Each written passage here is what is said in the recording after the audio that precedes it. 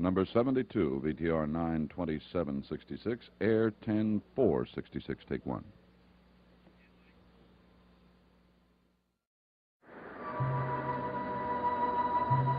My name is Victoria Winters. Collinwood is a cauldron of tension. Desperately as I have tried, I am unable to avoid involvement in the mystery of a man's death. A mystery that reveals hidden emotions and brings unexpected hatreds to the surface.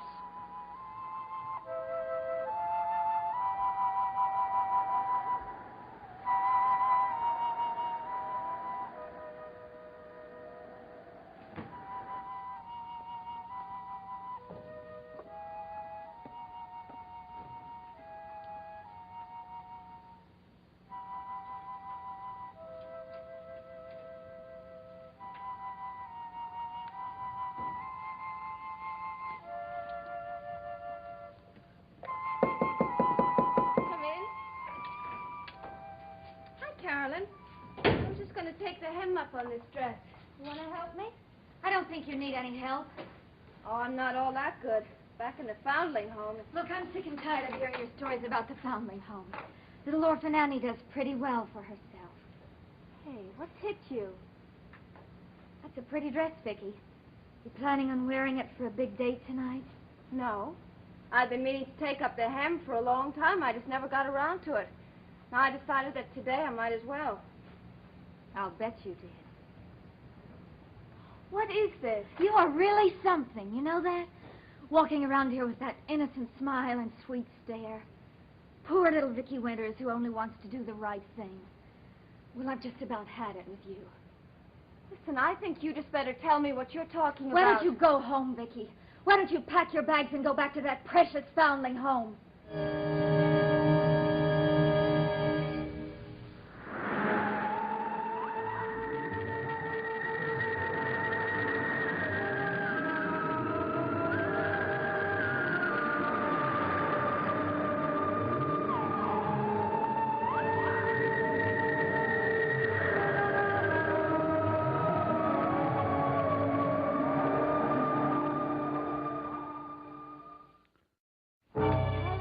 Understand you. What have I done? What has she done, she says? You think nothing's been happening around here. Well, for your information, Miss Winters, a good friend of our family has just died. And someone has been going around town practically accusing my uncle of having murdered him. Oh. That's right, Vicky. Oh. The other night, Burke Devlin came up to this house and stuck knives into my Uncle Roger. And don't tell me you didn't know about it because I heard you were there. Yes, helping him, giving him an alibi. Oh, sure. That was that night. And then suddenly you switch. You decide to play the other side of the fence. That isn't true. Whose side are you on anyway, Vicky? Nobody's. I'm just trying to do my job, that's all. Don't play innocent with me. Not 10 minutes ago, I looked out my window and saw you and Burke Devlin driving up to this house. I saw him in town. He insisted on driving me home. You knew, didn't you, that my mother didn't want him up here anymore? Or my uncle? I tried to talk him out of it. What were you doing talking to him at all? Vicky, you were hired to give my little nephew his school lessons, not to play footsie with the man who wants to put my uncle in prison. Listen, I've had enough of this. What's the big plan for tonight, Vicky? Dinner? A few dances? A little more talk? I think you better leave. You and Burke Devlin. I never would have believed it. There is nothing to believe. Can't you understand that? What did you talk about, Vicky? The price of sardines? Or maybe it was me. Maybe you both had a big laugh over what a silly kid I am. You're being ridiculous. I suppose he told you I was chasing after him. Well, I'm not.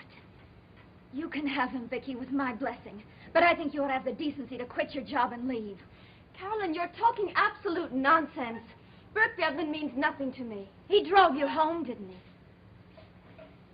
Why are you angry, Carolyn? Because I brought him to the house? Or because he drove me home? You're talking in riddles.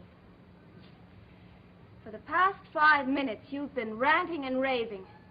Not because I met an enemy of your family, but because I met Burke Devlin. Oh, you think I'm jealous? Is that it? Well, I hope you're not. Because you know you're right about him. He can be very dangerous to your family. Oh, I get it. Now comes the big speech telling me to stay away from him and leave the field clear for you. No, not that speech. Just one question. A question you asked me just a little while ago. Whose side are you on?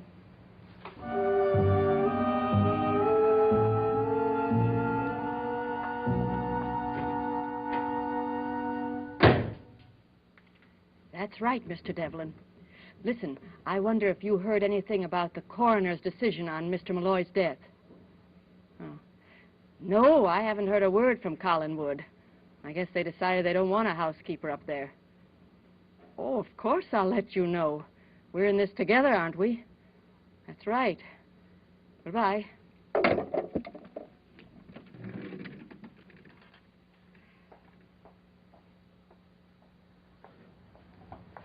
Well, hello, Mrs. Johnson.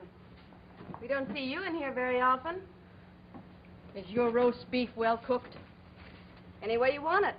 I'll have a well-done roast beef sandwich. Anything on it? Is your lettuce well washed?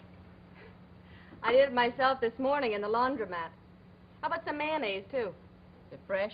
As a daisy. Coming right up. I always made my own mayonnaise. I bet it was good, too. Mr. Malloy liked it. When you've been a man's housekeeper as many years as I have, you learn to know what he likes. I'm sure you do. He was a wonderful man. The finest man to walk this earth. His death was a terrible thing. Yes, it was. It's not easy. I'm not a young woman anymore. I find myself suddenly with nothing to do. Well, here you are. You want some coffee, too? Later. Well, how about some pie?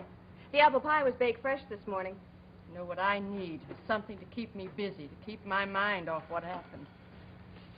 Well, what about your daughter? I mean, Oh. couldn't you go and live with her? Spend the rest of my life sitting in a rocking chair? No, thank you. I have more important things than that to do. Oh, this mayonnaise doesn't smell fresh to me.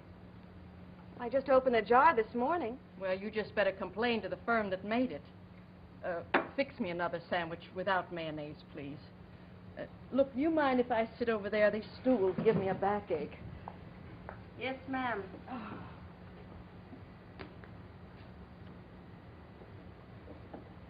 I'm sorry to make you fix that sandwich again, but I have no desire to get sick. Not while evil walks the streets of this town. Yes, ma'am.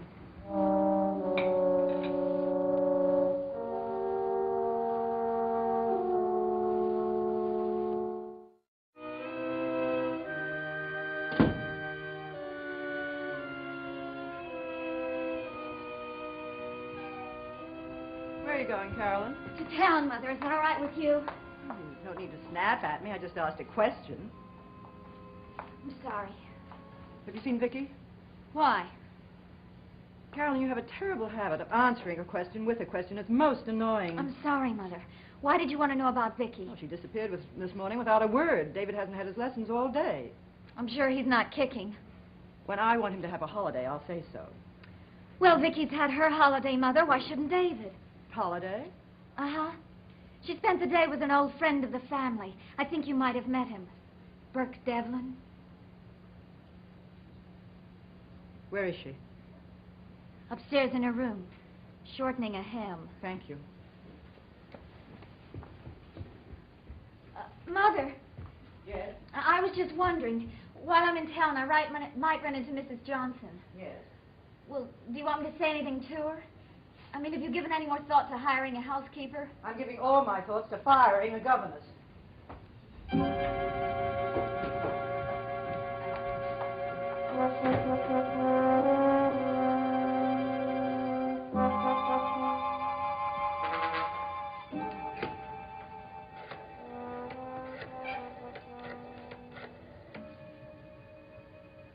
Hello. I'd like Mr. Devlin's room, please. Oh. Well, do you have any idea when he'll be back? I see. No message. Thank you.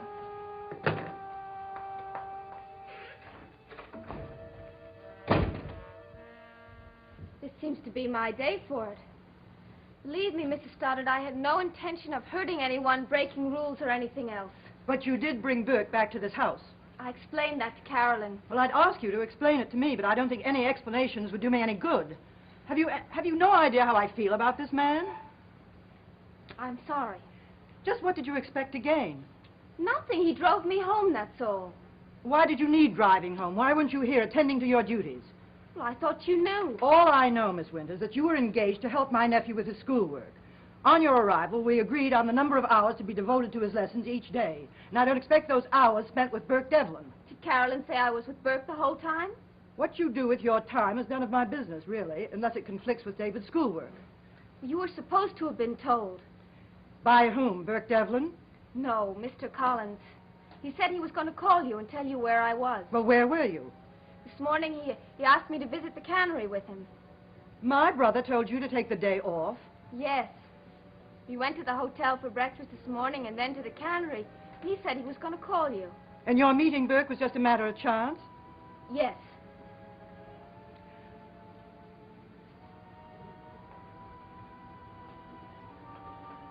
All right, Miss Winters. But in future, please check with me before going off on a school day.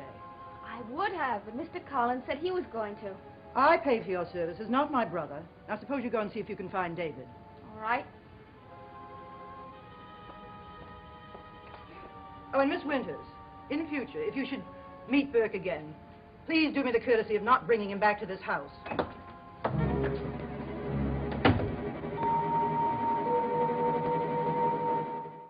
You are. Thanks. Enjoy the pie? Oh, sit down here with me for a minute, please. Well, I can't really, Mrs. Johnson. I've got loads of cleaning up to do. Oh, come on. There's no one else in here. Just for a minute, please. Okay. You know, it's a funny thing. I've been eating my lunches alone for years, and there's just such an emptiness about it all of a sudden. It's a terrible thing being lonely. You're young. You haven't spent years knowing that a man was coming home to supper, trying to fix what he likes, thinking up ways to make him smile. I guess in a lot of ways, being a housekeeper for one man for so many years is almost like being a wife. We never shared the same bed. Now, I didn't have his name or wear his ring, but I was as close to Mr. Malloy as anyone could have been. He should have lived another 30 years. You've just got to accept it, Mrs. Johnson. Unfortunate accidents do happen. Oh, accidents, if it's an accident. Well, but there's no sense in Mr. Malloy simply falling in the water and drowning. There's no sense to a lot of things. But there's answers to some. You just read your Bible. An eye for an eye. Now, Mr. Malloy died of violence, and some people are going to pay for that. Like who? Whose eye are you after, Mrs. Johnson? Oh, I'm not after anyone. I'm just a bitter old woman, unaccustomed to loneliness. Oh, excuse me, I've got a customer. Oh, Carolyn, I was wondering when you'd be dropping by. I didn't think it would be such an occasion. Well, why don't you come over to the counter and try some of our fresh-baked apple pie?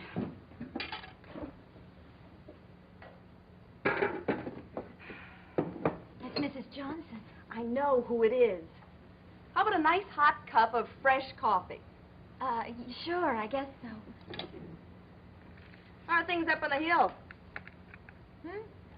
Oh, fine, just fine. Maggie, do me a favor, would you? Bring the coffee and a piece of your pie over to Mrs. Johnson's table. Hello, Mrs. Johnson. Oh, May I join you? well, of course, dear. How are you and your mother?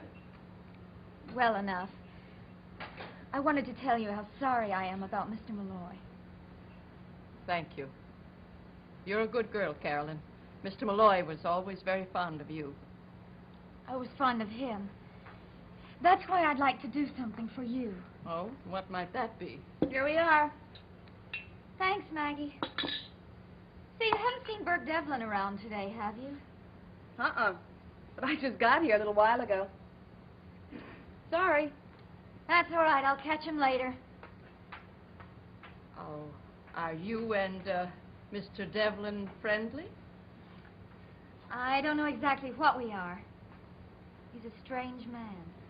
Oh, well, I wouldn't know. I haven't seen him or spoken to him since he's come back to Collinsport. Oh? He had mentioned talking to you. Oh, that's right. Yes, I did. Just once.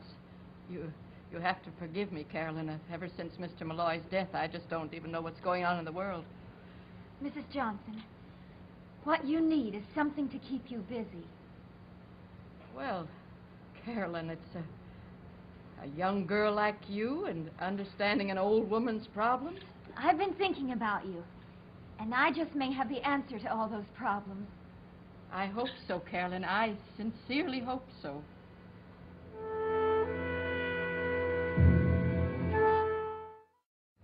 It just seemed like a perfect idea to me, Mrs. Johnson. You'd be doing the kind of work you've always done, and you'd be with people all the time. Well, have you spoken to your mother about this? Yes, but then I thought maybe I might have taken too much for granted. I mean, I never even bothered to ask if you'd be interested. Well, I suppose it would be what Mr. Malloy would have liked. I know, it seems like a very big house, but most of the rooms have been closed off. And there aren't too many people, just my mother and me and Uncle Roger and his son, and Vicki Winters. That's David's governess. Sounds like a lot, doesn't it? Well, what did your mother say? Well, she hasn't really made up her mind yet. I mean, until Vicki Winters came up there, we never had anyone except the family living in the house. Well, then, why would she want a housekeeper now? You just leave that to me. I think it would be very good for both you and Mother. If you want the job. Oh, I do. I certainly do. And you tell your mother that. Wonderful. If she offers me the job, I'll be delighted to accept. Oh, she will, if I have anything to say about it. Well, I better leave before I burst into tears. Thank you. Bless you for being so thoughtful. Is everything all right here, folks? Yes, the pie was delicious. This young lady made me feel good. Here you are, and here is a dime for you. Thank you. Goodbye, and bless you again, Carolyn. Don't worry. You'll hear from my mother. Oh, we're going to have a housekeeper up at Collinwood. Her? Oh, she's a very nice lady, Maggie. Just a little upset now. She's also creepy. She gives me the willies, always has. You just don't like her because she's a 10-cent tipper. I don't like her because she makes me nervous. Don't ask me why. She always has. Well, if I can talk my mother into it, she's coming to work for us. Good luck. Just remind yourself of one little question. What question? Whose eye is she after?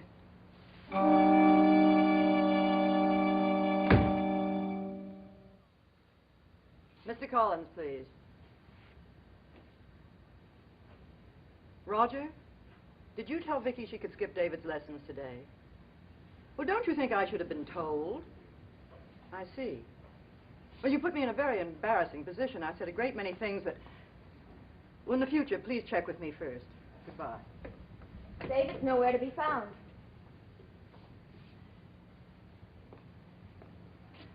Vicki, I owe you an apology. I'm sorry for what I said. I'm sorry that you found it necessary to call your brother and check on my story. I called Roger to tell him to stop interfering with the order of this house. And check on me. I beg your pardon. Mr. Stoddard, ever since I've been in this house, I've been badgered and bullied, and most of the time I've taken it. But there comes a limit, even for me. And when I walked in here and heard you on the phone, that was the last straw. I don't lie, Mrs. Stoddard. I don't snoop, and I don't pry, and I don't steal other people's boyfriends. And I don't like being shouted at. I was a fool. I should have packed up my first night here. But I'm going to stay, and I'm not going to sit by and take all this nonsense. I think you're forgetting you're still in my employ. Then fire me if you want to. Either that or begin trusting me. One or the other, Mrs. Stoddard.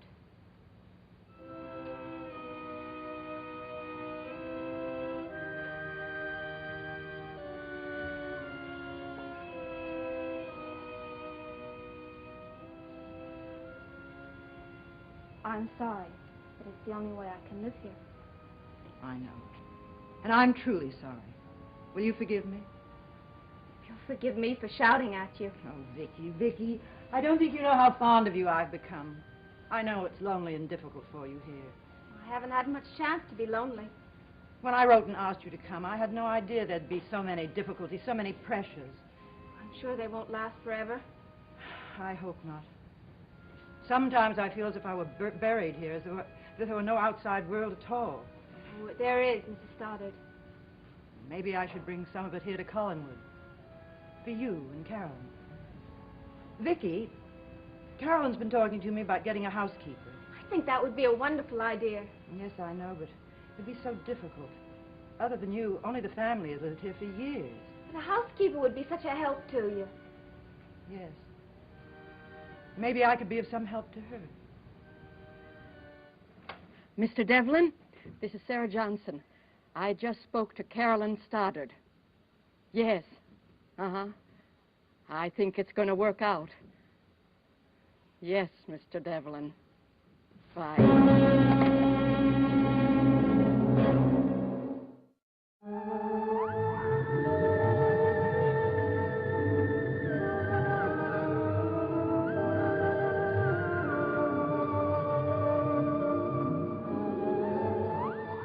A girl is killed and Richard Kimball is mistakenly identified as the person responsible. Watch The Fugitive in color tonight on ABC.